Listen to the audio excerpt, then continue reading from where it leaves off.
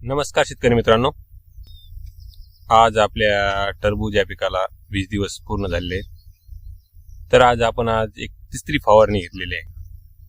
तिसरी फवारणी याच्यासाठी घेतलेली आहे की तुमच्या पिकावर येणारा थ्रिप्स, मावा, तुडतुडा, त्याच्यानंतर लीफ मायनर आणि आळी या सर्वांवर एक प्रभावी असं कीटकनाशक आणि anthracnose, powdery mildew, downy mildew यासारख्या सर्व प्रकारच्या रोगांवर एक प्रभावी असं बुरशीनाशक याची आपण फवारणी घेतलेली आहे.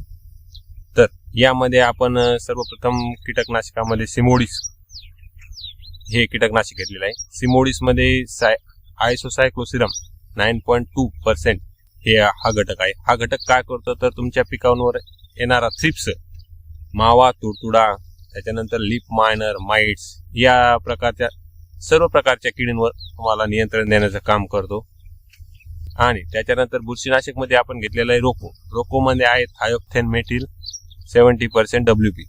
तर रोको काय करतं तर तुमच्या पिकावरून येणारा अँथ्रॅकनोज असो, तुमचा बॅक्टेरियल ब्लाइट असो, पावडरी मिल्ड्यू असो, डाउनी मिल्ड्यू असो, या प्रकारच्या बुरशीजन्य रोगांवर तुम्हाला नियंत्रण ठेवण्याचं काम करतो.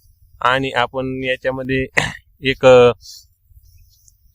PGR घेतलेला आहे. PGR मध्ये काय घेतलेलं आहे तर इसाबियन मध्ये काय तर अमिनो ऍसिड आहे. 62.5% मध्ये अमिनो ऍसिड आहे. अमिनो ऍसिड काय करतं तर तुमच्या पिकाची व्हेजिटेटिव्ह ग्रोथ चांगली करतं. त्याच्यानंतर तुम्ही दिलेले न्यूट्रिएंट चांगल्या प्रकारे अपटेक करण्याचं काम करतं.